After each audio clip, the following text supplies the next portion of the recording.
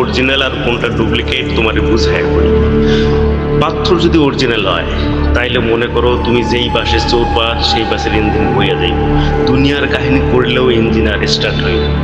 বলতেছে বুলেটে ময়লা জমছে রে, এক কাম কর প্যাসেঞ্জার নামাই দে, ইঞ্জিন বয়ে গেছে কেমন।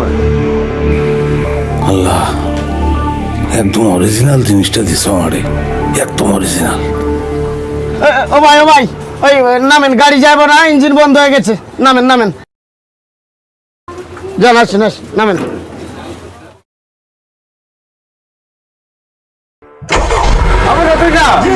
আরে তেজপাতি কারণ বেটা গাড়িতে স্টার্ট নিয়ে নিছে, ও ভাই গাড়ি স্টার্ট নিয়েছে ভাই, জলদি আসেন, এখনই চলে যাবো ভাই, আসেন। আমি উঠি পরে স্টার্ট আমার বন্ধ হয়ে যাবে না। শরীরটা এখন ঝরঝরা লাগতেছে না? বলেছিলাম যে উঠে একটু গোসল দাও, দেখবা কেমন শরীরটা হালকা হয়ে যায়। একদমই ঠিক কথা কইছো রে মা, তুমি ছিলি বলে তো আমি বাইসে আছি। আমার পেটের চাল তো আমার দেখেই না, আর তুই হলি গিয়ে পরের মেয়ে। এখনই গরম গরম ভাতটা খায় নাও, তাহলে পরে দেখবা আরো ভালো লাগবে। আমার চাওয়ালটার কি যে হয়, দুদিন পর পরই খালি কোনে জানি উড়াল দেয়, কোনে যে যায়, কি যে খায় কিরা জানে। এত ছাল করে না তো, তুমি যে তার জন্য এত চিন্তা করতেছো, সে করে তোমার জন্য? হ্যাঁ, এই যে একলা বাড়িটার মধ্যে তোমারে ফালায় থুয়ে যায়, তুমি কি খাচ্ছ, তুমি কি করতেছো, তোমার অসুখ হচ্ছে না বিসুখ হচ্ছে, সে খোঁজ নেয়। বাপের নেশায় পাইছে রে তারে, বাপের নেশায় পাইছে। বাপ যেমন সারা জীবন খালি মাটি খুঁড়তো,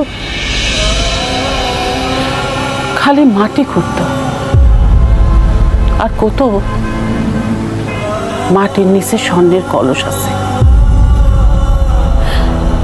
গ্রামের এমন কোনো জায়গা নাই যেখানে সে মাটি খুঁড়ে নেই। হাতটা একদিন বিটের মধ্যে মাটি খোঁড়া শুরু করলো, আমি তো একেবারে তাজ্জব বনে গেলাম। তারপর সে মাটি খুঁড়তে সে কবরের মধ্যে নিজেই কোন সময় মরে পড়ে থাকলো। হায় রে কপাল, কিন্তু সে সোনার কলস আর খুঁজে পেল না। কাজ করো খালা, এবার তোমার সাওয়াল আসলে পরে ওরে বান্দার ব্যবস্থা করে ফেলাও, ঘরে একটা লাল টুকটুকে বউ নিয়ে আসো, দেখবা কেমন বান্দা পড়ে যায়। এই রমের উড়নচন্ডী সাওয়াল রে কিটা বিয়ে করবে রে? আচ্ছা কুলসুম, তুই তোর মনের জ্বালে তারে বান্দার পারলি না, তাই না? তুমি যে কি বলতিছো না, কিসের মধ্যে কি বলতিছো? আমি কি করছি আর আমার শাড়িটা কি বাজাচ্ছে?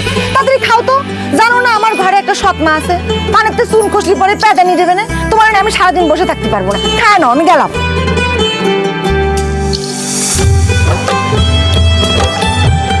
সোনার টুকরো মেয়ের আল্লাহ তোমারে ভালো রেখো আল্লাহ।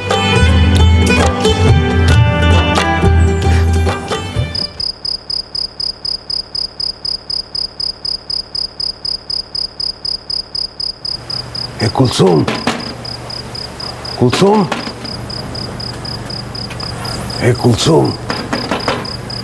কুলসুম, কি রে? আস্তে আস্তে।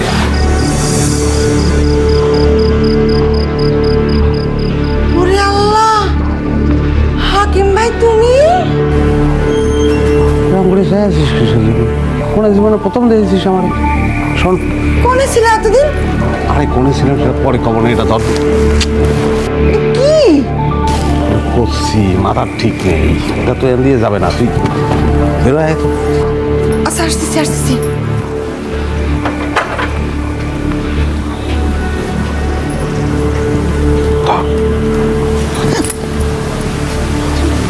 ওজন কিসের জন্য এর মধ্যে?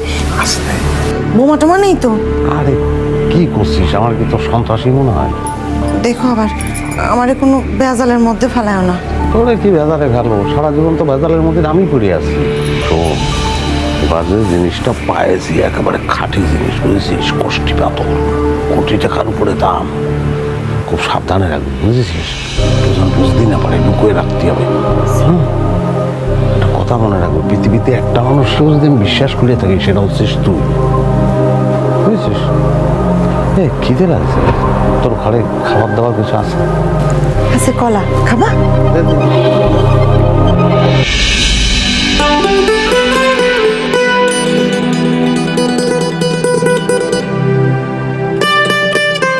আরে এতগুলো কলা খাতি করো, একটা ছিঁড়ে খাই।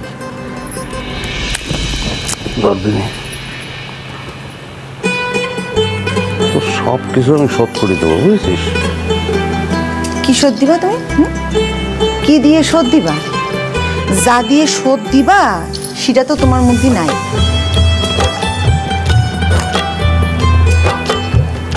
দেখ খাতে খাতে যে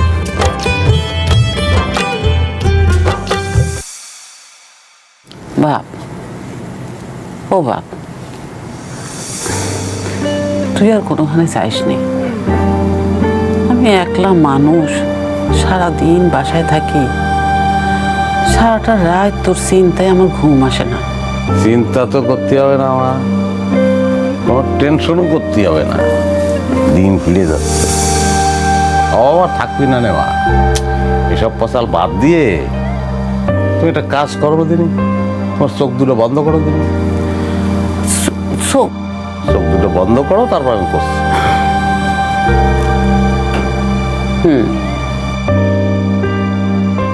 তুমি চিন্তা করো যে আমাদের একটা দালান উঠেছে, আর সেই দালানের বারান্দায় দাঁড়ায় তুমি সানগ্লাস পরিয়ে দক্ষিণের বাতাস খাচ্ছ। কি গায়ে বাতাস লাগতেছে না মা? হয়, কি মন জানি একটা ঠান্ডা হাওয়া লাগলো মনে কয়। তারপর মনে করো আমাদের একটা প্রাইভেট কার হয়েছে, লাল রঙের একটা প্রাইভেট কার, নিজেদের কার। সেই কারে করে তুমি আর আমি ঘুরে বেড়াচ্ছি।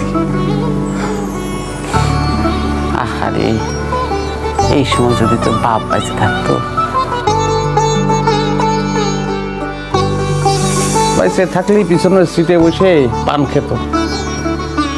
আবার তো মরিয়ে গেছে, একটা মরা মানুষ, সেটা বাস্তবের মধ্যে তুমি টাইমে আনলে কিসের জন্য বলো দিন? আচ্ছা, তুই আমার সত্যি করে একটা কথা কত, তুই কি আলাদিনের চেরাক পাইছো? আমি কি পাইছি সে কথা তো আমি তোমারে কব না, তুমি সহ্য করতে পারবা না, এমনিতেই তোমার হাত দুর্বল। আর কো না বাজান, কলাম তো কওয়া যাবে না, সহ্য করতে পারবো না, স্টক করে দেবো। কারণ তোমার নিয়ে আবার হাসপাতালে টানটানি করতে হবে। এমনিতেই সারাদিন পাথরটাই নিয়ে আমার অবস্থা কাহিল। পাথরে কি ভাগ্য ফেরে রে? ফেরে মা, ফেরে। পাথরের মতন পাথর হলি ফেরে, আর তুমি যে পাথর ভাবিস না সে পাথর না। আচ্ছা, এত কথা করার দরকার নেই, তুমি ঘুমিয়ে পড়ো, তাড়াতাড়ি ঘুমিয়ে পড়ো, তা না হলে পরে ওই স্বপ্নে পাথরের সঙ্গে ঢুস খাওয়া নেই। তো কইছে পাথরের সঙ্গে আমি ঢুস খাবো?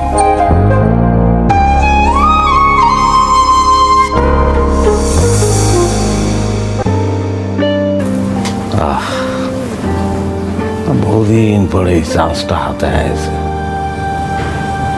জাস্ট বেঁচে দেয়া। ওরে বাবারে, কতগুলো দাম, কতগুলো টাকা, কষ্টি পাথর বললে কথা।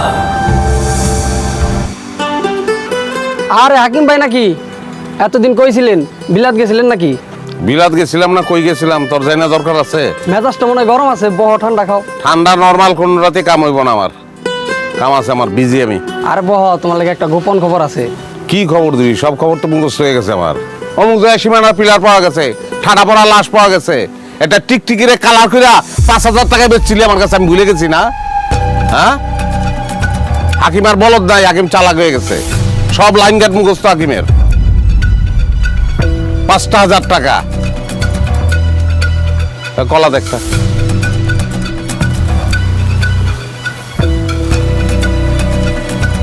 কত করে কলা ভাই? 10 টাকা। 500 কলা খাইলে 5,000 টাকা সোজাইব। কেমনে খামু 500 কলা?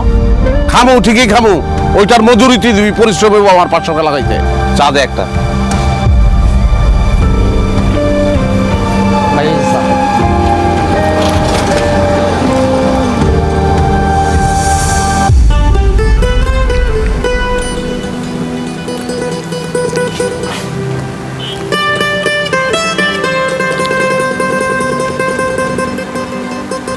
ভাই এটা কি করতেছে?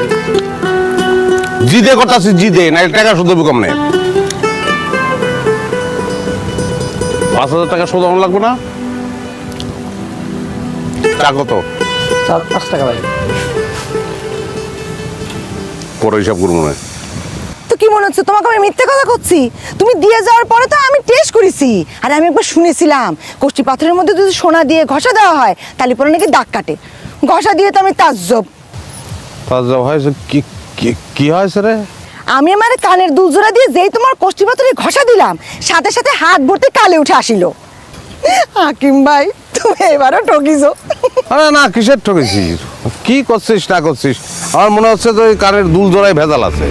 কি করছো আবল তাবল? কানের দুলে ভেজাল হবে কিসের জন্য? এটা আমার মায়ের দেওয়া। তোর মা দেয়া জিনিস তোর মারে তো কিনে দিছে তোর বাপ। তোর বাপ মাতাল না? ওই তোর মারে বুজুং বাজুং বলে বুঝাইছে, ইমিটেশনের জিনিস।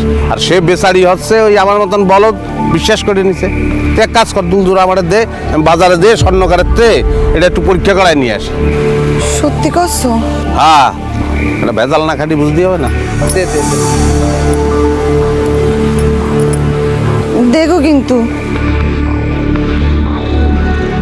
সাবধানে নিয়েছো।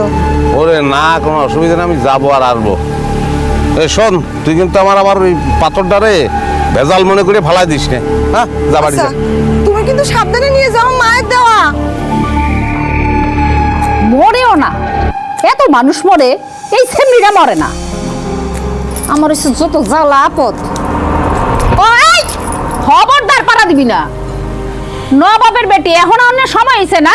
এই ওই বাড়িতে কি, ওই বাড়িতে কি তোর? হ্যাঁ, ওই বাড়িতে কি মধুর হাড়ি থিয়ে দিছে তোমার লাগা? আর ওই বুড়িরে তোরা তো সেবা করার কি হয়েছে? ঘরে না দুনিয়ার কাম করে রয়েছে। আম্মা একটু আগে তুমি ঘর বাড়ি সবকিছু ঝাড়ু দিয়ে গেলাম, উঠান টুঠান ঝাড়ু দিয়ে গেলাম। দেখো, কথা কয়ে সারতে পারি না, কথা কইয়া সারতে পারি না, মুখে মুখে কথা কয়, একটা কথা মাত দিতে পড়তে দেয় না। এই সামনে, এই সংসারে কি আর কোনো কাম নাই তোমার উড়ান ঝাড়ু ছাড়া? হ্যাঁ, এই তরকারিগুলা কে কাটবো? তোর মরা ভাই কাটবো? আমার যাই করেন, আমার মায়ের নিয়ে কোনো কথা কবেন না। ওরে বাবা, কি কি করছিস? এই হরমজাদি, হ্যাঁ তুই আমার কথা কাছে আমার মুখের উপরে কথা কাছে। এই এই এই এই তুই মরতে পারস না? এই মুখে মুখে কথা কাছে, তুই মরতে পারস না? এত মানুষের মরণ হয়, আল্লাহ তোর মরণ দেয় না, আমার উদ্ধার করতে পারস না? এদিকে যদি মরতে না পারস, তোমার মধ্যে কলস দিয়ে তারপর ডুবটা পড়া মর, তবু আমারে রেহাই দে। আর ওই যে ওই বাদামের পিছনে পিছনে ঘুরছে। ওই তুই এই পৃথিবীতে এত লুলা লাগনা খোরা কাটিলে দেখো না তুমি? এইগুলোকে যাই যুদ্ধ করতে পারো না, আমার উদ্ধার করতে পারো না? এই ওই সস্তি কালা গায়ের রোগ দেখছিস তুই? তোরে কে নিব? কেউই নিব না। ওই সস কালা আমার হইছে গলার জ্বালা, বুঝছাস? মর যাইয়ে ডুববে মর, তবু আমার চোখের সামনে থেকে সর, আমার চোখের সামনে থেকে যাবে, কিন্তু মাইটে ফেলাম আজকে। যা সেকেন্ড বান্দিছি, বান্দি যা, তোর মার কলার মধ্যে ঢুকে মর।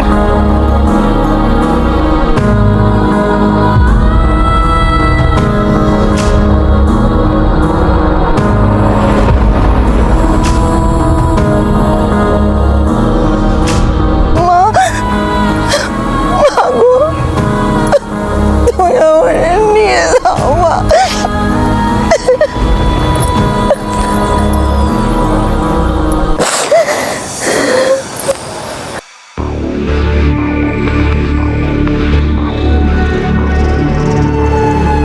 আসলে কি তুই নানা একরত্তি? আমি কি আপনার সাথে মিথ্যা কথা বলছি? না, সে কথা বলতেছি না। ওই সবাই ভাই আমার ওই সহজ সরল মানুষ তো, আমি সবাই ঠকাই লিখে কইলাম। যে আপনার বিশ্বাস না হলে আমার টাকা ফেরত দিয়ে দেন, আপনি দিন অন্য বিক্রি করে দেন। ও না, তাহলে ওই যে একরত্তির টাকা তো দেননি, সেটা দেন। ওই যে খুচরা টাকাটা আপনার দিলাম। ও, এটা একরত্তির টাকা? হ্যাঁ, ঠিক আছে।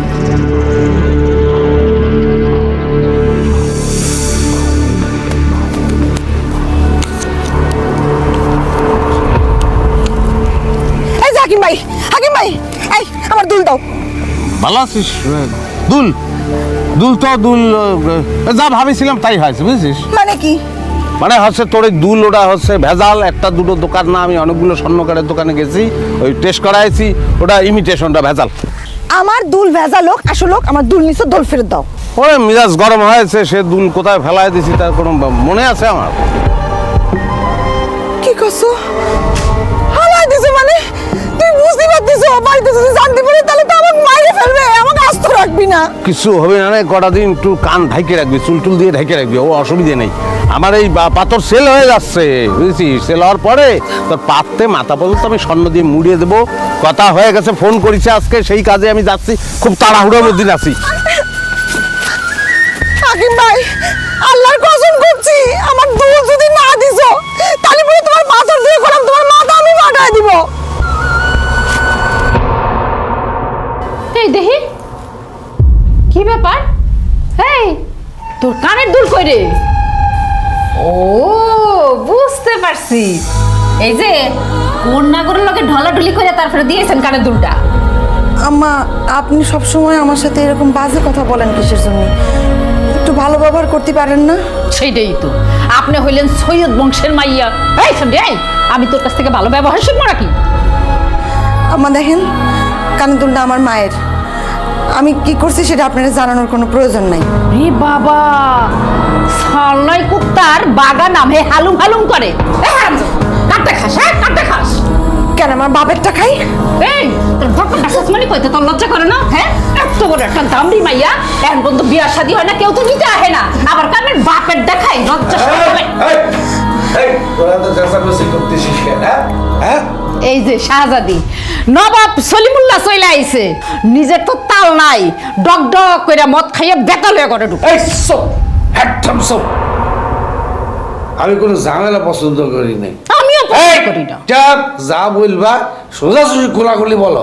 আমি কি সোজাসুজি কম? হ্যাঁ, তোমার এই আদ্দামা মাইয়ারে জিগাও। আরে আমি তো আরে ভালো মন্দ কিছু কইলেই আমি দোষ, আমার দোষ, আমি ভালো না, ওর লগে খেস খেস করি, কারণ আমি ওর সৎ মা, আমি তোর পেটে ধরি নাই।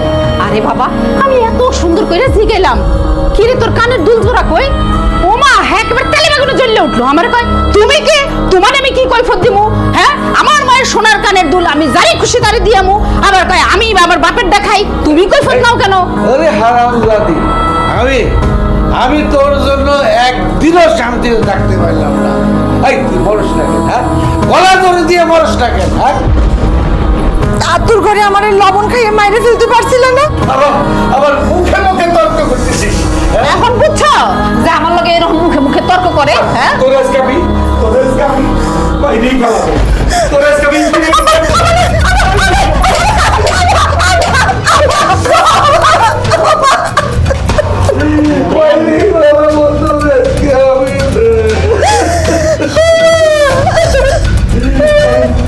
আমি আর পাঁচদিন দেখতে পারবো না।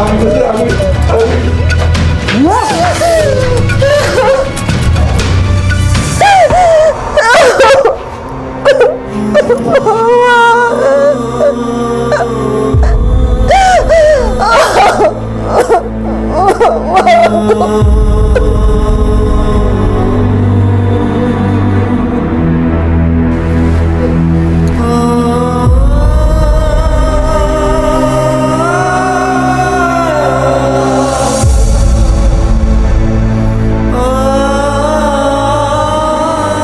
এত রাত্রি তুই বাড়ি করে আছিস কিসের জন্য?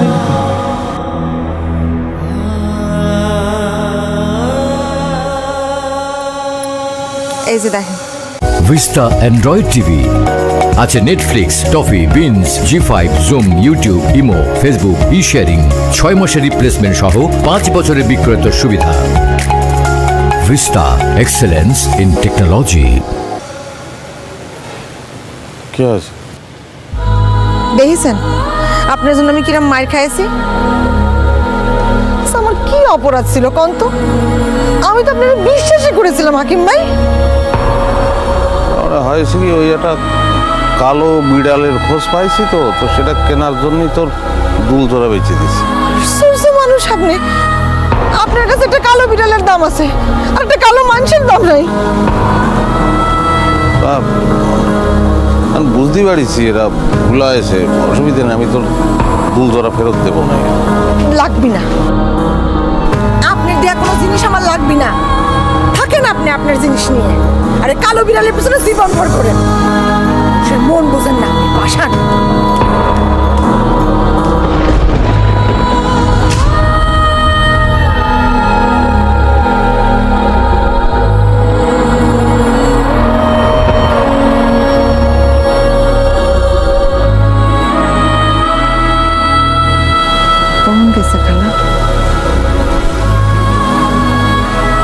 সে রাতের বেলায় গেছে। কনে গেছে কিছু বলে গেছে?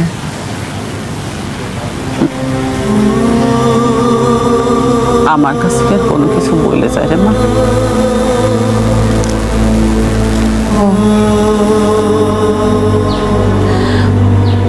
আচ্ছা কুলসুম, আমার চাউল ধরে তুই বানবার পারলি না তাই না রে মা? খালা গো, তোমার চাওয়াল দামি জিনিসের পেছনে ছোটে, তার কাছে কি আর আমার মতো মানুষের মূল্য আছে?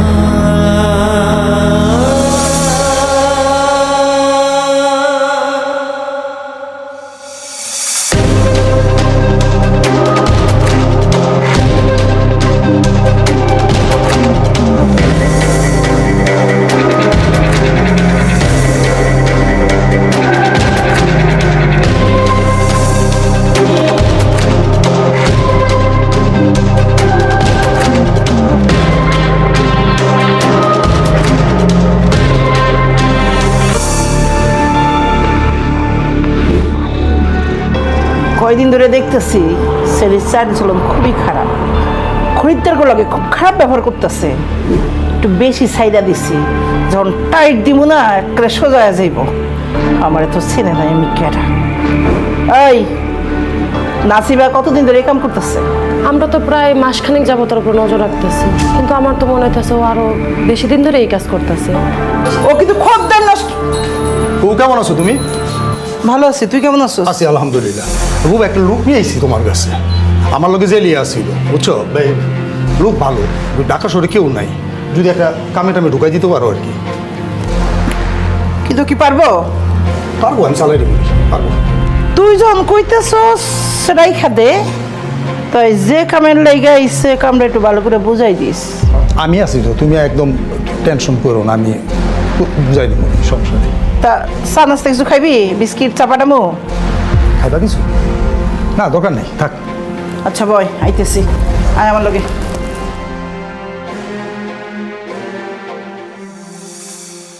তুমি যে কাজের কথা বলিছো ভাই, সেটা আমি বুঝতে পারছি, কিন্তু এই কাজ তো আমি করতে পারবো না। আরে ভাই সমস্যাটা কি তোমার? তোমার ঝামেলা তো না এই জায়গায়, তুমি খালি কাস্টমার আনবা, ডাইকা ভিতরে তুমি ঢুকাই দিবা, তোমার তো আর আজীবনও লেগে এই জায়গা বাইন্দা রাখতেছে না। আরে ভাই কানের দুলের টাকাটা তো যোগান দেওয়া কথা নাকি, সেটা জোগাড় হইব, তুমি যাইবা গাছ।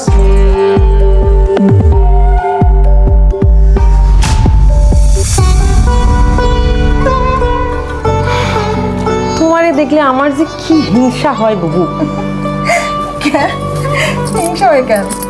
হইব না কিসের জন্য? তোমার নামে জয় জয় গান, হ্যাঁ হক বলে খালি তোমার এই চায়, তোমার যে কি দাম। তোর যে কথা, তোর কি দাম কম? তোর দাম তোর বেশি।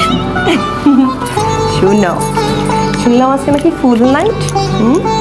তোরা আবার ফেলটেল নিয়ে আসিস না, তোরা না আসলে বুঝিস না, তোর মাথায় ঘিলু টুলু নেই।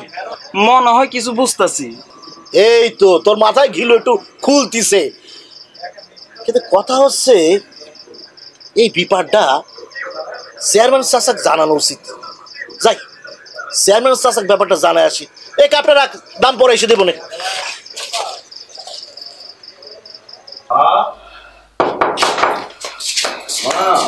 এই যে বাজার, এই যে আসো। কাজ আছে বাজার? হয়েছে মা, ইন্স্যুরেন্সের পুরো টাকাটাই পাওয়া গেছে। যাক, বাঁচা গেল।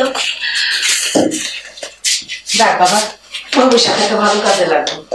আচ্ছা মা, ভালো কাজ বলতে তুমি কি বোঝাতে চাও? মানে টাকাটা দিয়ে কি করবে? ঠিক করে কোনো কিছু ভাবি নাই বাজান। তোর বোনের বিয়া তোর ভালো একটা কাজে লাগতে পারে। আমার বিয়ে শাদী নিয়ে এত ভাবতে হইব না, দরকার হলে টাকাটা ভাইজানের কাজে লাগাও। বিয়ে তো তোকে দেয়াই লাগবে, এই টাকাটা দিয়ে সেটা হয়ে যাবে। আর আমার একটা জরুরি কাজ আছে, ওটাও এখান থেকে নেওয়া লাগবে। কি করতেছিস বাজান? মা, টাকাটা তোমার কাছ থেকে ধার নিতে চাই, আবার সময় মতো পরিশোধ করে দেব। আবার ধার কিসের? ধার পরিশোধের ব্যাপারটা না থাকলে না কাজে জিদ আসে না।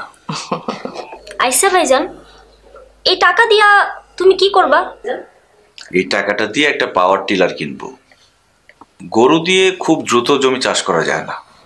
তাইলে এসব যন্ত্রপাতি আব্বাই কিনে নাই কেন? কৃষির আধুনিক যন্ত্রপাতির সুবিধা যদি জানতো তাহলে তো অবশ্যই কিনতো। কিন্তু বাজান, তুই পারবি তো? কেন পারবো না মা, লেখাপড়াই তো করলাম এই কৃষি নিয়ে। তাছাড়া এখন আধুনিক পদ্ধতিতে কৃষি চাষবাস করা যায়। আর তাছাড়া আমাদের কৃষি অফিসার আছে না, উনি আমাকে সাহায্য করবেন। আচ্ছা ঠিক আছে বাজান। রওনা দিছি তো। আরে বাবা, এত তাড়াহুড়া করার কি আছে? আসতেছি তো, সাথে বাইরে এসেছি, জাস্ট 2 মিনিট লাগবে। বর্ষা, বর্ষা, জি আব্বা। এদিকে চুরি করে বাসা দেখলাম না যে? আপাই তো শাহেদ ভাইদের বাসায় গেছে। এই চলে আই, দাঁড়া, কই গেছিলি? শাহেদদের বাড়ি। সাত গো বাসা এত ঘন ঘন কি? ওর বাপ তো মরছে 7 দিন, এত জনের কি আছে? হ্যাঁ বুঝি বুঝি, সবই বুঝি। ওই রাম ছাগলটা থেকে যত দূরে থাকবো ততই ভালো। ওই ছাগলটারে আমি জামাই মেনে নিবো না, বুঝার বয়স হয়েছে। এই চেয়ারম্যানের বউরে রাখ দে। আব্বা, চেয়ারম্যানের বউ কেডা? চেয়ারম্যানের বউ কেডা এটা বুঝো না? তোর বাপে কি চেয়ারম্যান? তোর বাপের বউ কি হয়? চেয়ারম্যানের বউ না? ও, আপনি আম্মারে ডাকতে কোন? ও, কিচ্ছু বোঝো না, একদম ভাজা মাছটা উল্টায় খাইতে জানো না। না, ডাক দে, তোর বাড়ি ডাক দে। কি হয়েছেটা কি? হ্যাঁ, এদিকে হো। সোজা সাপটা কথা যদি এত ঘুরা পেঁচা কওয়া হয় তাহলে বুঝবো কেমনে? কেন ভুল কিছু কইলাম নাকি? আপনি চেয়ারম্যানের বউ না নাকি? আমার বউ 2-1টা আছে আরো। মাইয়া 2টা বড় হইছে, কে কোথায় কখন যায় না যায় এটি একটু হিসাব করে দেখতে পারো না? কই থাকে না যায় খবর রাখো। ও, তো মাইয়া 2টার খোঁজ খবর আমি রাখি না তো কে রাখে? আপনি রাখেন? ডাকছিলাম এই কারণে যে তোমার বড় মাইয়া শিউলিয়া তখন কই আসছিল, জানেন কিছু? জানবো না কেন? ওই তো সাহেব গো বাড়িতে গেছে। ওই বাড়িতে কয়দিন আগে একজন মানুষ মারা গেছে, একটু খবর রাখা লাগে না? ও, প্রত্যেক দিন খবর নেওয়া লাগে না? 1 সপ্তাহ আগে মানুষ মারা গেছে, সে বাড়িতে প্রত্যেক দিন যাওয়া লাগে কিসের জন্য? একটা কথা বুঝিয়ে রাখেন, আপনার মেয়েরে কোয়েন, ওই বাঁশবাগানে হাঁড়ি পাতিল খেলা আর সংসার যেমন এক জিনিস না, এটি কিন্তু বাচ্চা নিতে হইব। আমি কোনোদিন ওই কৃষক জামাইরে মাইনা নিব না। বুঝলাম না কথাটা। আমি বুঝবেন না কেন? ওরে বেটা ছাগলের লাগে আমার মেয়ের সম্পর্ক থাকুক, এটা আমি চাই না। রাম ছাগল জানি কোন। আব্বা, আপনি কি শাহেদ বেড়ে ছাগল কইলেন? না, ছাগলটা ছাগল কমে না, গাধা কমু। গাধার তো তোমার দাম আছে, ছাগলের কোনো দামও নাই। আমি তো একটা কথা বুঝলাম না, কয়দিন আগেও তো আপনি কইতেছিলেন, আপনি নিজের মুখে কইছেন শাহেদের মতো ছেলে হয় না, 50 গ্রাম খুঁজলেও এরকম একটা ভালো ছেলে পাওয়া যাবে না। আজকে আবার আপনার মুখে একটা উল্টা পাও, ব্যাপারটা কি? আমি তো কিচ্ছু বুঝলাম না। আমিও তো প্রথম বুঝতে পারিনি যে অত বড় একটা গাধা। আশ্চর্য কথা, তখন থেকে আপনি ছেলেটারে গাধা, ছাগল, রাম ছাগল এইসব কইতেছেন কেন? কি করছে ছেলে? মানুষে কৃষি বিশ্ববিদ্যালয়ে পড়ে, বিরাট বড় একটা অফিসার হইবে, ভালো দেখে একটা জামাই এলাকা মাইয়া বিয়ে দেবো, এটাই ঠিক আছিল। গাধা এখন নাকি পড়ালেখা শেষ করে গ্রামে এসে চাষবাস করবে, কৃষক হইবে, চাষের কাছে আমি আমার মাইয়া বিয়ে দেবো নাকি? নিশ্চয়ই এগুলো মফিজ ভাই কইছে। মফিজ কইব কেন? এই গ্রামের সব লোকে আমার কাছে এসে খবর দিতেছে না? আমি চেয়ারম্যান না? বাতাস খেয়ে চেয়ারম্যানগিরি করি, খবর রাখতে হয়। আমি তো একটা কথা বুঝলাম না, শাহেদ যদি নিজের বাপের জমি জিরাত দেখাশোনা করে, চাষবাস করে, তা আপনার গাজলে কেন? আমি ওরে জিগাইলাম, বাবা তুমি এক কাম করো, তোমার বাপের জমি জায়গা আমার জমি জায়গা সব আমি একসঙ্গে দেখে শুনে রাখুন না, তুমি ঢাকায় গিয়া বিশেষ পরীক্ষাটা দাও না, একটু ভালো চাকরি বাকরির চেষ্টা করো। আমারে গাথায় কয় কি, চাষা আমি এখন তো গ্রামে থাকুম, চাষবাস করুম, সমবায় ইউনিয়ন করুম। কত বড় গাধার গাধা ইউনিভার্সিটিতে পাশ দিয়ে কেউ কোনদিন গ্রামে আসে? ছাগল জানি করে রাম ছাগল একটা। আচ্ছা ঠিক আছে ঠিক আছে, এখন এসব কথার কোনো দরকার নাই, আপনি কামে যাইতেছেন, যান। দেখে শুনে রেখো মাইয়াগুলা। আমি দেখি না, কে দেখে এই বাড়িতে মাইয়ারে? আমি দেখেন? হ্যাঁ হ্যাঁ, আমি দেখে রাখি, আমি দেখে রাখি বলে মাইয়াগুলো এখনো পর্যন্ত চেয়ারম্যানের মাইয়া হিসেবে মান সম্মানের সাথে গ্রামে বসবাস করতেছে। তাহলে টের পাইতা। আচ্ছা যান তো, ঠান্ডা মাথায় মিটিং করেন।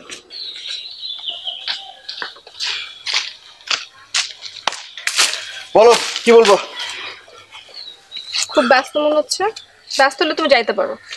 আরে না না, ব্যস্ত কিসের? তুমি আমাকে ডেকেছো, আমার কাছে এটা রাজা সমনের চাইতেও বেশি কিছু। থাক থাক, বেশি বলতেছো। আমি কিন্তু জানি। কি জানো?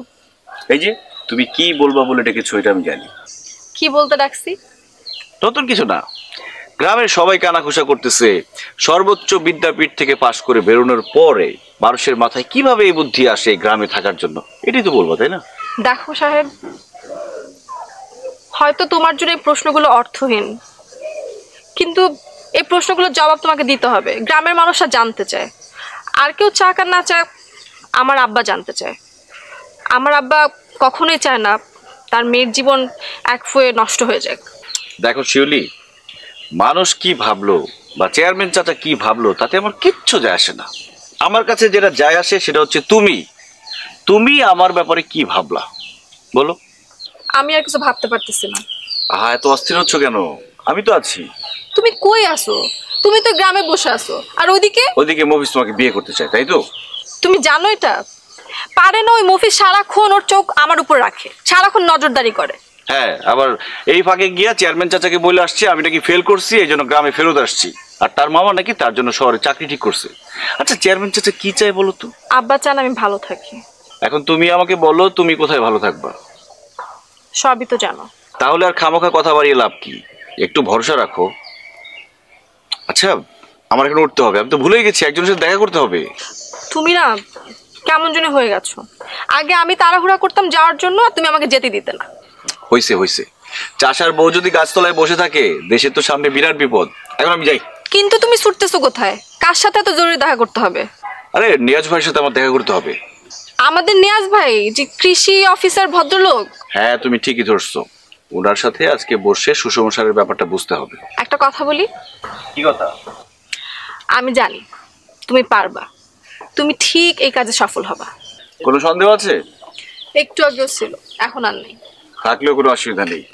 মফিজ তোমাকে বিয়ে করবে, মাস শেষ হয়ে গেলে তো চাকরির বেতনটা নিশ্চিত। মফিজ কিন্তু ছেলে হিসেবে খুবই ভালো, চমৎকার, একটু মোটাসোটা, কিন্তু তোমাকে সুখে রাখবে। তাই না? চাষার বউ দেখছো, কিন্তু চাষার বউ তো রাগ দেখো না। দাও, হাত দাও, চলো।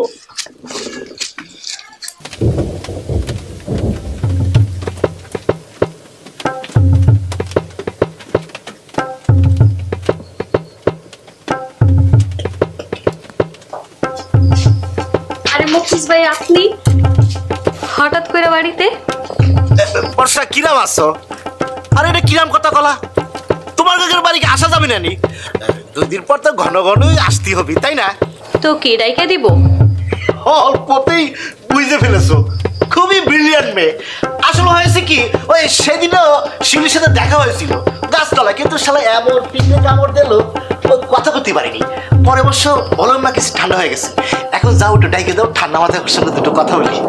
ঠিক আছে, আপনি ঠান্ডা মাথায় অপেক্ষা করেন, আমি গরম গরম ডাইকে দিয়ে দিচ্ছি। আচ্ছা, দেখি অনেক শেয়ারা মস্করা করতেছে, করবি না কেন? আমি বলছি বুঝলা ভাই।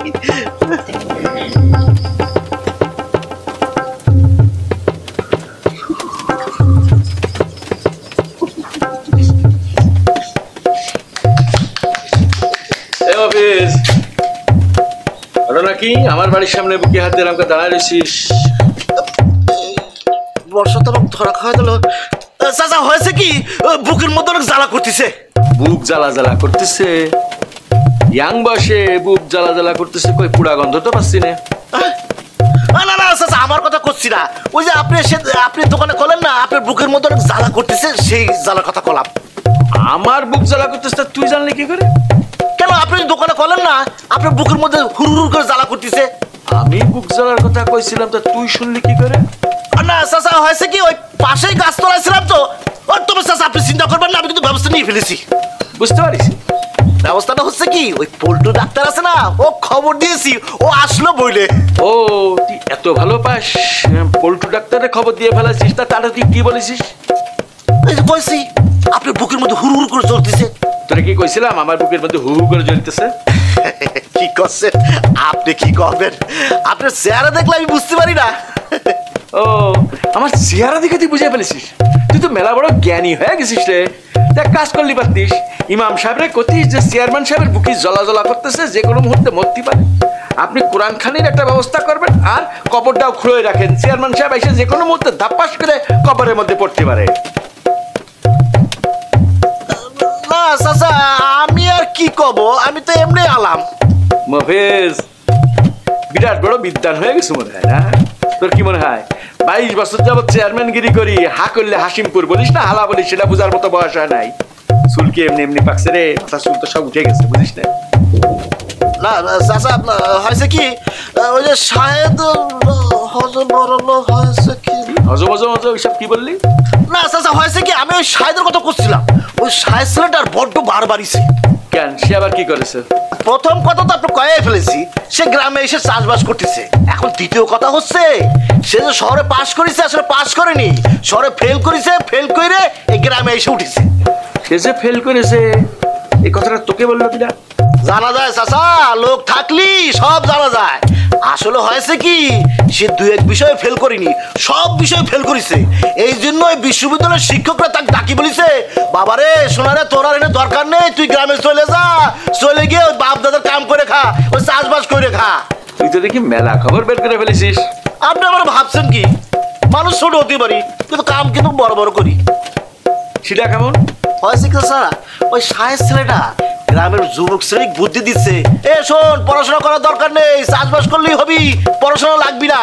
তাহলে তুই মোদ্দা কথা যেটা করতে চাচ্ছিস, শিউলির সাথে ওইরকম একটা কৃষক সওয়ালের বিয়ে দেওয়া উচিত না, কি বলিস? হ্যাঁ জি আলহামদুলিল্লাহ, আমি আসলে সেটাই করতে চাচ্ছিলাম। আর কিছু কবি? না আর কিছু না, তবে আরেকটা কথা ছিল। কথাটা হচ্ছে কি, আমার বড় চাচা শহরে আমার জন্য বিরাট বড় চাকরি ঠিক করেছে। চাকরি ঠিক করে ওই চাকরি করার জন্য ডাকাডাকি করতেছে। গত সপ্তাহে যখন দেখা হলো তখন বলি যে আমার বড় মামা আমার জন্য একটা বিরাট বড় কোম্পানিতে ডাইরেক্টর পোস্টে চাকরি নিয়ে বসে রয়েছে। তা মামা না চাচা? আসলে হয়েছে কি, চাচা তো মামা, মামা তো চাচা, মানে বড় চাচা। চাচার মামা বোঝা হয়ে গেছে, হা করলে হাসিমপুর বুঝি, বুঝি না? এত বছর চেয়ারম্যানগিরি করতেছি, তুই সোজা পথে চলা শুরু কর। চেয়ারম্যান বাড়ির দিকে তাকাইতে গেলে চোখটা। আচ্ছা ঠিক আছে, আসসালামু আলাইকুম চাচা। ওয়ালাইকুম আসসালাম।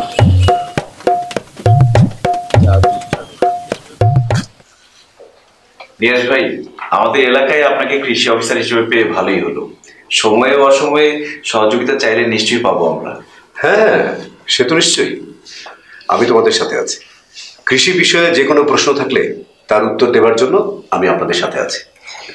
কৃষি অফিসার হিসেবে স্যার আপনাদের পাইছি, আর আমাদের শাহেদ কৃষির উপর পড়াশোনা করে আসছে।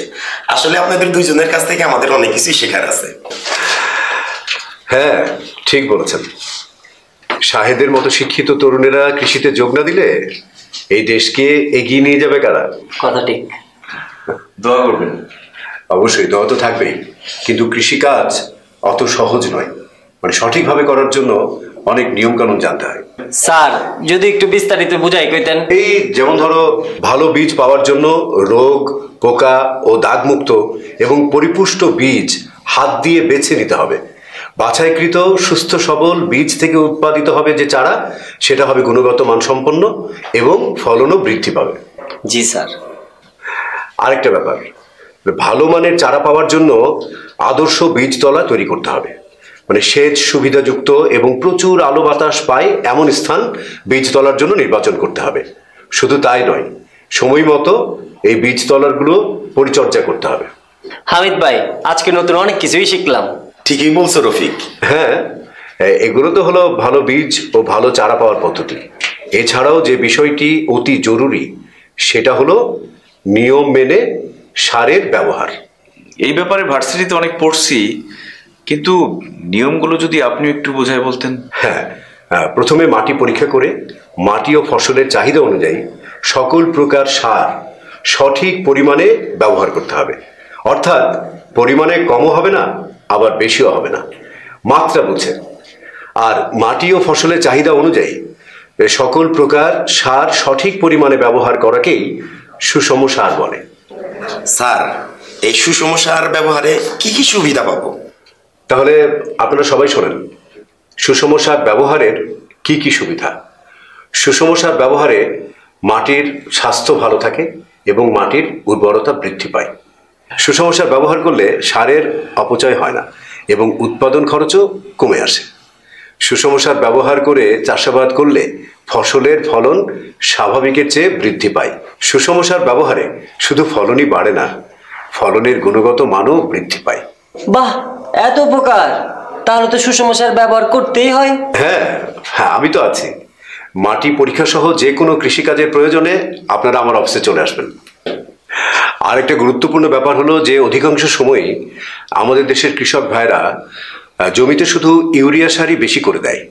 এতে করে জমির ফসল অন্যান্য সার, বিশেষ করে পটাশ সারের পুষ্টি উপাদান থেকে বঞ্চিত হয়। ফলে ফসলে বিভিন্ন রকম সমস্যা দেখা দেয় এবং ফলনও কম হয়। স্যার, জমিতে যে পটাশ সারের অভাব হয়েছে কি করে বুঝবো?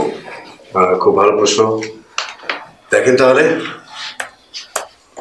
এই যে দেখেন, জমিতে পটাশিয়ামের অভাবে গাছ সহজে রোগাক্রান্ত হয়, খরা ও ঠান্ডা সহ্য ক্ষমতা কমে যায়, গাঢ় নীল বর্ণের পাতা দেখা যায় এবং গাছ বিকৃত আকার ধারণ করে। দানা জাতীয় শস্য যেমন ধান, গম, ভুট্টা গাছ সহজেই হেলে পড়ে, গাছ বিকৃত আকার ধারণ করে। তাহলে কি স্যার পটাশ সারের অনেক উপকারিতা? হ্যাঁ, অবশ্যই। পটাশিয়াম উদ্ভিদের জন্য খুবই প্রয়োজন। পটাশিয়াম দানা জাতীয় শস্যের কাণ্ড মজবুত ও দৃঢ় করে, ফলে তার ঢলে পড়ার হাত থেকে রক্ষা পায়। পটাশিয়াম গাছকে বলিষ্ঠ ও সুঠাম করে এবং শস্যের পরিমাণ ও গুণাগুণ দুটোই বৃদ্ধি করে। গাছের পানি পরিশোষণ কর্মক্ষমতা বাড়ায় এবং গাছের খরা প্রতিরোধ ক্ষমতা বৃদ্ধি করে। পটাশিয়াম গাছের লবণাক্ততা সহ্য ক্ষমতা বাড়ায়। আশা করি পটাশের ব্যাপারটা বুঝলেন তাহলে। স্যার, আপনার কাছে অনেক কিছুই শিখলাম। সামনে আরো অনেক কিছু শেখার আছে, আমি তো আছি। ইয়েস ভাই, খুবই ভালো লাগলো। আজকে তাহলে উঠি। ঠিক আছে, চা খাইতে পারলাম না। আসসালামু আলাইকুম স্যার। আর সাহেব, আপনি বসেন। তোর ভাই কেমন আছেন? ভালো, আপনি কেমন আছেন? এই তো আছি, আমরা ভালো আছি। ওই দিন কৃষি অফিসার ভাই পটাশ সারের গুণাগুণের কথা বলতেছিল, তাই ভাবলাম আপনার দোকানে গিয়ে দেখি পটাশ সার আছে নাকি। আছে তো সব পটাশ সারই, তা নিবেন কোনটা? বাজারের মধ্যে কোন পটাশ সারটা ভালো হবে? দেখেন শাহেদ ভাই, আপনি শিক্ষিত মানুষ। চাষায় এই কাজ করতো, চাষায় চইলা যাওয়ানোর পর আপনি এই কাজ ধরছেন, এটা খুব ভালো ব্যাপার। ভালো জিনিস চিন্তা, আপনার সমস্যা হইব না। ওই চাষা, পটাশ সার নিয়ে আসেন তো দেখি।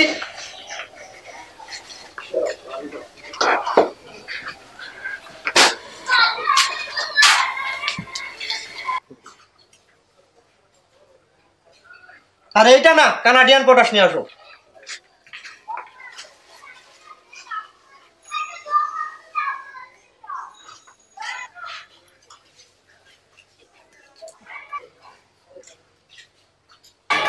শাহেদ ভাই, এবার নিজের চোখেই দেখেন কোন সারটা ভালো। আমি ভাই দেখেন। দেখো, আমি দেখতেছি। এটা কানাডিয়ান না? হ্যাঁ, এটা কানাডিয়ান পটাশ সার। অমিত ভাই, দেখছো পার্থক্যটা? বাহ, কানাডিয়ান পটাশ সারটাই তো ভালো, বড় বড় দানা, ঝরঝরে দানাদার। জি শাহেদ ভাই, কানাডিয়ান পটাশ হলে এই গুণ, দানা বড় হওয়ার কারণে সার ছিটানোর সময় ওরিগে নষ্ট হয় না এবং গাছের গোড়ায় সহজে পৌঁছে যায়, ফলে সার যথাযথভাবে ফসলের উপকারে কাজ করে। যেই সব কৃষক যাই না বুঝা চাষাবাদ করে, কানাডিয়ান পটাশ ছাড়া না পারতো অন্য কোনো পটাশ নেয় না। বাহ, ভালো বলছেন। কিরে, বুঝলি? হামিদ ভাই, বুঝছেন কোন পটাশ সারটা ভালো বাজারের মধ্যে? কানাডিয়ান পটাশ সার। হ্যাঁ, শোন ভাই, তাহলে আমরা যাই, আর হামিদ ভাই আসলে আপনি কানাডিয়ান পটাশ সারটাই দিয়ে দিন। ঠিক আছে। আচ্ছা হামিদ ভাই, চলো। কি ব্যাপার, হঠাৎ জরুরি তলব? তলব না। আসসালামু আলাইকুম বন্ধুরা, আশা করি আল্লাহ তাআলার অশেষ মেহেরবানিতে আপনারা সকলেই ভালো আছেন। সম্মানিত দর্শক, আচ্ছা, আপনার কাছে সফল ব্যক্তির ডেফিনেশন কি? টাকা পয়সা, নাম খ্যাতি, এগুলোই কি সফলতা? কিন্তু মহান রাব্বুল আলামিন তো অন্য কথা বলেন। তিনি বলেন, সে ব্যক্তি সফল হয়েছে যে তার আত্মাকে পরিশুদ্ধ করতে পেরেছে, আর যে ব্যক্তি তার আত্মাকে পরিশুদ্ধ করতে পারেনি সে ব্যক্তি ধ্বংস হয়ে গেছে। এখন আমরা প্রত্যেকেই তো সফল হতে চাই, আর সফলতা তো লুকিয়ে আছে আত্মাকে পরিশুদ্ধ করার মধ্যে। তাহলে এটা তো জানা প্রয়োজন যে কিভাবে আমরা আত্মাকে পরিশুদ্ধ করব।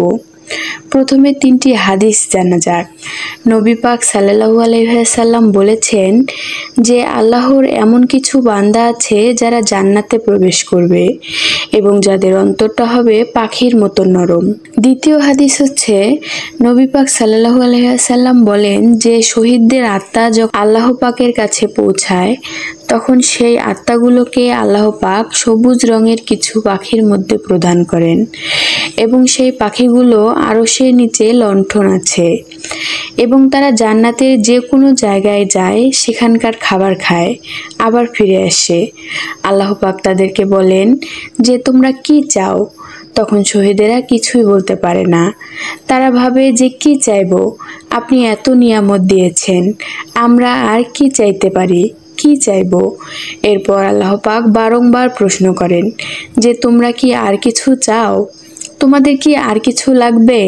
তোমরা কি আর কিছু চাও? তখন শহীদেরা একটা অনুভব করেন, আমাদের তো কিছু না কিছু বলতেই হবে। তখন শহীদেরা বলে, হে আল্লাহ, আমরা আরও একবার পৃথিবীতে যেতে চাই এবং আপনার পথে জীবন দিয়ে আবার শহীদ হতে চাই। তখন আল্লাহ বলেন যে এই সুযোগ তো আর নেই, অর্থাৎ তোমাদের আর কিছু চাওয়ার নেই, তোমরা এখানেই অবস্থান করো। তৃতীয় হাদিস হচ্ছে রাসূলুল্লাহ সাল্লাল্লাহু আলাইহি ওয়াসাল্লাম বলেন, মুসলিমরা তোমরা যদি আল্লাহর প্রতি তাওয়াক্কুল করার মতোই তাওয়াক্কুল করো, ভরসা করার মতোই ভরসা করো, আল্লাহ পাক পাখিদেরকে যেমনভাবে রিজিক দেন তোমাদেরকেও ঠিক তেমনভাবেই রিজিক দিতেন। তোমরা কি লক্ষ্য করো না যে পাখিরা সকালবেলা খালি পেটে বাসা থেকে বের হয়ে যায় আর সন্ধ্যাবেলা ভরা পেটে বাসায় ঢুকে? আচ্ছা, এই 3টি হাদিসের মধ্যে একটা জিনিস কমন আছে, সেদিকে খেয়াল করেছেন? পাখি বিষয়টি 3টি হাদিসের মধ্যে কমন আছে। আল্লাহ রাব্বুল আলামিন কেনই বা বারবার পাখির কথা উল্লেখ করেছেন? অন্য উদাহরণ হিসেবে বারবার পাখির কথাই বলেছেন, বারবার উল্লেখ করেছেন। তার কারণ মহান রাব্বুল আলামিন পাখিদের কাছ থেকে আমাদেরকে শিখতে বলেছেন। তিনি বলেছেন যে পাখিদের অন্তরটা হয় নরম, তাদের ভিতরটা হয় সফট এবং তারা আল্লাহর প্রতি পূর্ণ তাওয়াক্কুল করে, তারা আল্লাহর প্রতি পূর্ণ বিশ্বাস রাখে। এই পাখিরা সকালবেলা কিন্তু খালি পেটে বাসা থেকে বের হয়, আর যখন সন্ধ্যাবেলা বাসায় প্রবেশ করে তখন তাদের পেটটা ভরা থাকে। তাদের এই অনিশ্চিত জীবনের মধ্যেও যে অনেক কিছু নিশ্চিত, এখানে এটা সুস্পষ্ট। সব থেকে বড় কথা, আল্লাহ পাক যে শহীদদের এত বেশি সম্মান দিয়েছেন, সেই শহীদদের আত্মার রূপটাও কিন্তু পাখির রূপ হবে। একটা বিষয় খেয়াল করেছেন? বারবার একটা জিনিসকে রিপিট করা হচ্ছে যে পাখিদের আত্মা নরম, অর্থাৎ তাদের আত্মাটা আত্মসিদ্ধ। একবার ভাবুন, যারা শহীদ, যারা আল্লাহর রাস্তায় জীবন দিয়েছেন, তাদেরকে আল্লাহ পাক সম্মানিত করেছেন, তাহলে তারা কি সফল নয়? অবশ্যই তারা সফল। এবং এই সকল সফল ব্যক্তির আত্মাকে পাখির রূপ দেয়া হবে, অর্থাৎ পাখির যে আত্মা পরিশুদ্ধ। এখানে বোঝানো হচ্ছে যে কোনো ব্যক্তির আত্মা যদি ঠিক পাখির মতো হয়, অর্থাৎ যদি আত্মা পরিশুদ্ধ হয়, আত্মসিদ্ধ হয়, তাহলে সে ব্যক্তি তার জীবনে সফল। এবং এই পাখিরা আল্লাহর প্রতি তাওয়াক্কুল করে। কিন্তু আমরা আমাদের রবের প্রতি কতটা তাওয়াক্কুল করি সে বিষয়ে অনেক সন্দেহ আছে। সুতরাং আমরা যে কতটা জীবনে সফল এই বিষয়ে অনেক সন্দেহ আছে।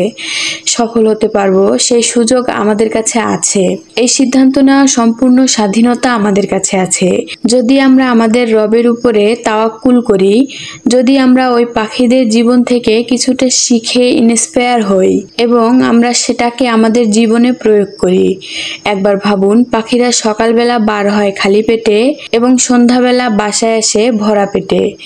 এখনকার জেনারেশন, এই জেনারেশনের মানুষগুলো ঘুম থেকে উঠেই দুপুরে এবং ঘুমাতে যায় অর্ধরাত পার করে। ভোরবেলায়। তাহলে আমাদের জীবন কি ঠিকভাবে অতিক্রম হচ্ছে? আমরা কি আমাদের জীবনটাকে ঠিকভাবে কাটাতে পারছি? এটাই কি জীবনের রুটিন হওয়া উচিত? এটাই কি দিনের রুটিন হওয়া উচিত যে দুপুরবেলা ঘুম থেকে উঠব এবং রাত 12টা ক্রস করে ভোরবেলা ঘুমাতে যাব? এটাই কি আমাদের রুটিন হওয়া উচিত? যদি এটাই আমাদের রুটিন হয় তাহলে আমরা আমাদের আত্মাকে পরিশুদ্ধ করব কি করে? আর যদি আমরা আমাদের আত্মাকে পরিশুদ্ধ করতে না পারি তাহলে আমরা সফল হব কিভাবে? যদি আমাদের জীবনটা ঠিক এমনভাবেই কাটতে থাকে তাহলে এখানে কি পরিবর্তনের প্রয়োজনীয়তা আছে? অবশ্যই প্রয়োজনীয়তা আছে। এখানে আমাদের জীবনকে সম্পূর্ণরূপে পরিবর্তন করতে হবে। কেমন রূপে? যেমনভাবে একটি পাখি তার জীবনকে কাটায়, অর্থাৎ ঠিক যেমনভাবে একটি পাখির সকালে মানে একদম ভোরের টাইমে ঘুম থেকে উঠে আমাদের জীবনটাকে ঠিক তেমনভাবে কাটাতে হবে। ভোরের টাইমে উঠতে হবে, নামাজ আদায় করতে হবে, দেন রিজিকের সন্ধানে বার হয়ে যেতে হবে। সোশ্যাল মিডিয়ার নেগেটিভ জিনিসগুলো থেকে নিজেকে একটু দূরে রাখতে হবে। নিজেকে সবসময় পজিটিভ রাখার চেষ্টা করতে হবে। কিভাবে? পজিটিভ জিনিসগুলো সংস্পর্শে এসে। আপনি তো জানেন নবী পাক সাল্লাল্লাহু আলাইহি ওয়াসাল্লাম এবং তার সাহাবীরা ঠিক এভাবেই জীবনযাপন করতেন। এটাই তো প্রকৃত সুন্নাত। আপনি দেখবেন অনেক ব্যক্তির কাছে হয়তোবা অনেক বেশি অর্থ আছে, অনেক বেশি সম্পদ আছে, কিন্তু মানসিক শান্তি নেই। মানসিক শান্তি যে প্রকৃত সফলতাগুলোর মধ্যে পড়ে, প্রকৃত সফলতাগুলোর অংশ, এটা আমরা ভুলে যাই। যদি আমাদের অন্তর শান্ত না থাকে, যদি আমাদের আত্মা পরিশুদ্ধ না থাকে, তাহলে সেটা কিসের সফলতা? কেমন সফলতা? প্রকৃত সফলতার মধ্যে আমরা আমাদের মানসিক শান্তিটাকে অনুভব করতে পারবো। হতে পারে আমাদের অর্থের পরিমাণ কম থাকবে, কিন্তু আমরা অনেক বেশি শান্তিতে থাকব। আমরা মনে করি যার কাছে প্রচুর সম্পদ আছে সেই ব্যক্তি সফল। হতে পারে দুনিয়ার দৃষ্টিতে সেই ব্যক্তি সফল, কিন্তু এটা প্রকৃত সফলতা না। এটা প্রকৃত সফলতা নয়, এটা দুনিয়াবি সফলতা। এটা দুনিয়াবি সফলতা হতে পারে, কিন্তু মনে যদি শান্তি না থাকে তাহলে সেই সফলতা কিসের সফলতা? কেমন সফলতা? আমরা দুপুরবেলা ঘুম থেকে উঠছি এবং ভোরবেলা ঘুমোতে যাচ্ছি, এটা কি আমাদের রুটিন হতে পারে? না, এটা আমাদের দিনের রুটিন হতে পারে না। যদি আমরা এমনভাবে জীবন কাটাতে থাকি তাহলে আমাদের মনটা কিভাবে নরম হবে? আমাদের আত্মাটা কিভাবে পরিশুদ্ধ হবে? আমাদের মেজাজ কিভাবে ঠান্ডা থাকবে? এটা তো জীবনের রুলস নয়, এটা তো জীবনের নিয়ম নয়। তাহলে মেজাজটা তো একটু খিটখিটে হবে, মেজাজটা তো একটু খিটখিটে থাকবেই। দেখুন, আমাদের এটা বুঝতে হবে যে নবী পাক সাল্লাল্লাহু আলাইহি ওয়াসাল্লামকে মহান রাব্বুল আলামিন অ্যাজ আ টিচার হিসেবে পাঠিয়েছেন। তানাকে আমাদের জন্য পাঠিয়েছেন অ্যাজ আ টিচার হিসেবে, একজন উদাহরণ হিসেবে আমাদের জীবনে পাঠিয়েছেন, আমাদের জন্য পাঠিয়েছেন। অর্থাৎ তানাকে অনুকরণ করাটা আমাদের দায়িত্ব, আমাদের কর্তব্য। যেহেতু তাকে আল্লাহ রাব্বুল আলামিনের তরফ থেকে অ্যাজ আ টিচার হিসেবে পাঠানো হয়েছে, সুতরাং তিনি আমাদেরকে যেগুলো বলে গিয়েছেন, যেগুলো বুঝিয়ে গিয়েছেন, যেমনভাবে দেখিয়ে গিয়েছেন, তেমনভাবে জীবনযাপন করাটা আমাদের জন্য সব থেকে বেশি উত্তম, সব থেকে বেশি ফায়দার, সব থেকে বেশি উপকারের।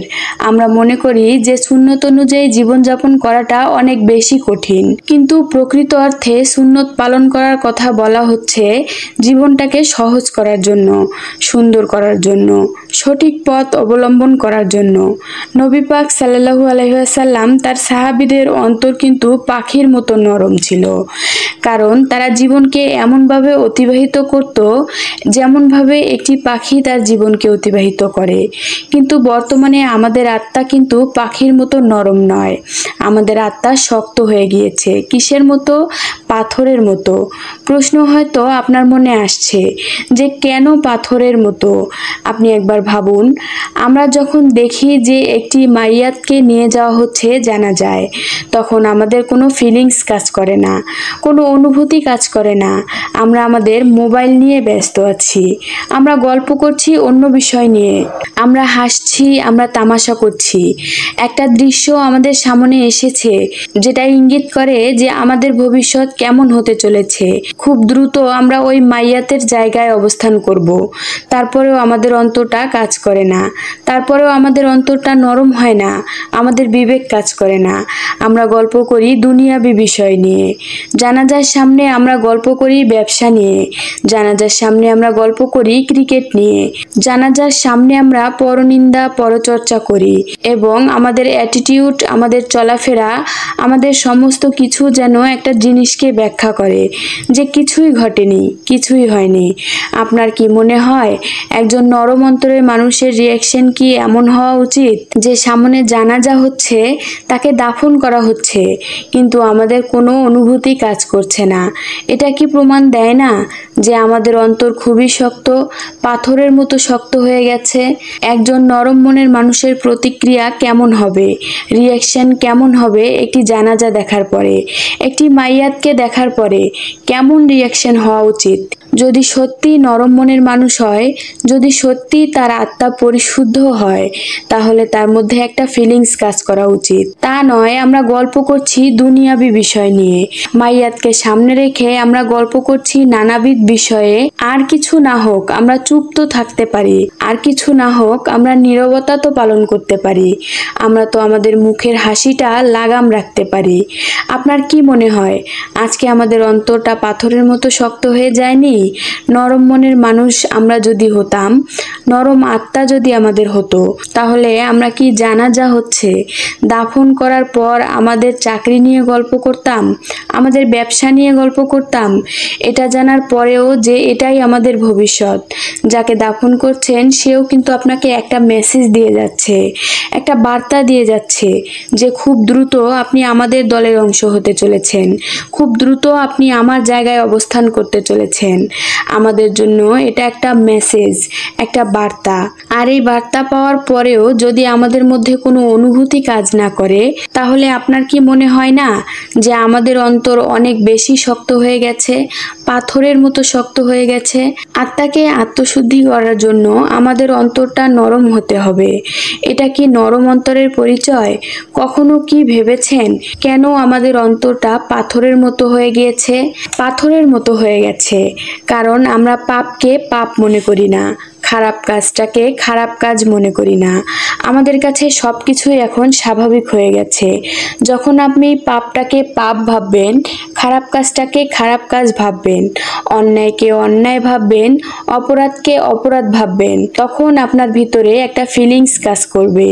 যখনই আপনি কোনো খারাপ কাজ করতে যাবেন, যখনই আপনি কোনো অপরাধ করতে যাবেন, আপনার একটা অনুশোচনা কাজ করবে, একটা আফসোস কাজ করবে, একটা খারাপ লাগা কাজ করবে, আপনার একটু ভয়ও হতে পারে।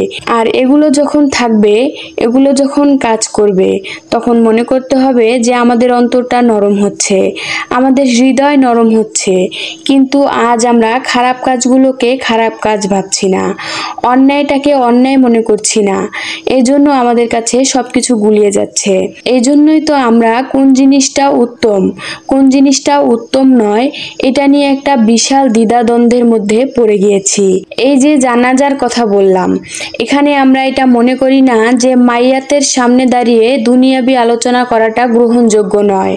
যখন আমরা দেখছি যে একটি ভাইয়ের জানাজা হবে, যখন আমরা দেখছি যে একটি মেয়েকে দাফন করা হবে, সেই পরিস্থিতিতে দুনিয়া নিয়ে আলোচনা করা, জায়গা জমি নিয়ে আলোচনা করা, চাকরি বাকরি নিয়ে আলোচনা করা, ব্যবসা নিয়ে আলোচনা করা, এগুলো গ্রহণযোগ্য নয়। যখন আমরা এগুলো নিয়ে আলোচনা করছি, তখন আমাদের অন্তরটা আরো বেশি পাথর হয়ে যাচ্ছে। যখন আমরা অপরাধকে অপরাধ না মনে করি, অন্যায়কে অন্যায় না মনে করি, সব কাজকে পাপ কাজ না মনে করে সেটাকে করছি, তখন আমাদের ভিতরটা শক্ত হয়ে যাচ্ছে। তখন আমাদের কোনো অনুভূতি কাজ করছে না, মনে হচ্ছে যেন অন্তরটা পাথরের মতো শক্ত হয়ে গেছে। যদি আমরা সত্যি খারাপ কাজগুলোকে খারাপ কাজ মনে করতাম, তাহলে আমরা কখনোই মাজার পূজা করতাম না। এটা ঠিক যে অলি আউলিয়াদের কবর জিয়ারত করতে হবে, কবর জিয়ারত করা যায়, কিন্তু আপনি সমস্ত কিছু তার কাছে চাইছেন, এটা কিভাবে গ্রহণযোগ্য হতে পারে? আপনি আপনার মনের ইচ্ছা আকাঙ্ক্ষাগুলো তাকে বলছেন এবং তার কাছে চাইছেন, এটা কি গ্রহণযোগ্য? এটা কি শিরিক নয়? এটা কি আল্লাহর সাথে গুলিয়ে ফেলা নয়? এটা কি পাপ কাজ নয়? আমরা এগুলো করে ফেলছি এবং সেটাকে আমরা সহজ সরল মনে করছি। এটার মধ্যে খারাপ জিনিস লুকিয়ে আছে, এটা গুলিয়ে ফেলছি। আপনি কবর জিয়ারত করুন, ঠিক আছে, পীর সাহেব হোক, অলিয়া উলিয়া হোক, কবর জিয়ারত করতে পারেন, করেন, ঠিক আছে, এটা করা উচিত। কারণ যখন আমরা কোনো পীর সাহেব, কোনো অলিয়া উলিয়ার কবর জিয়ারত করব, তখন আমাদের মনের মধ্যে একটা অনুভূতি কাজ করবে যে ভবিষ্যতে আমাদের এখানে আসতে হবে, আমাদেরকে মৃত্যুবরণ করতে হবে, আমাদের একটা সময় কবর হবে, এই ধরনের অনুভূতি কাজ করবে। কিন্তু আপনি আপনার মনের ইচ্ছা চাহিদাগুলো কার কাছে চাইবেন? আপনি তার দুঃখের গল্পগুলো কাকে শোনাবেন? অবশ্যই আপনার রবকে, যিনি আপনার জীবন পরিবর্তন করার ক্ষমতা রাখেন, তাকেই তো বলা উচিত। এমনটা তো নয় যে রবের সাথে কথোপকথনের আমাদের কোনো সুযোগ নেই। আমাদের অন্তরের কথাগুলো, আমাদের মনের কথাগুলো, আমাদের ভিতরের কথাগুলো রবকে খুলে বলার আমাদের কাছে সম্পূর্ণ সুযোগ আছে। তাহলে আমরা কেন এমনটা করব? যিনি আপনাকে সৃষ্টি করেছেন, যিনি পৃথিবী সৃষ্টি করেছেন, যিনি সমস্ত কিছু সৃষ্টি করেছেন, তানার সাথে যখন আপনি অন্য কাউকে তুলনা করেন, তখন সেটা শিরিক।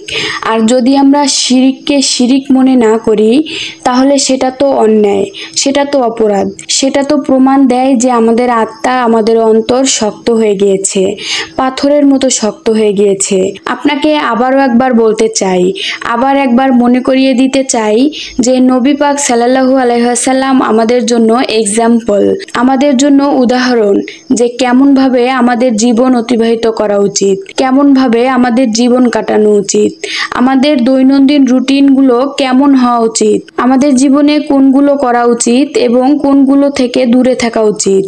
এই সমস্ত কিছু নবী পাক সাল্লাল্লাহু আলাইহি ওয়াসাল্লাম আমাদেরকে উল্লেখ করেছেন, আমাদেরকে বলেছেন এবং তিনি তার জীবনের মাধ্যমে আমাদেরকে দেখিয়ে দিয়েছেন। আমরা যদি আমাদের নবীকে অনুসরণ করতে পারি, অনুকরণ করতে পারি, তার মতো করে আমাদের জীবনটাকে অতিবাহিত করতে পারি, তাহলে আমাদের আত্মাটা হবে পরিশুদ্ধ। আর যখন আমাদের আত্মাটা হবে পরিশুদ্ধ, আমাদের অন্তরটা হবে নরম, তখন আমরা সফলতা পাবো, জীবনে সফল হব।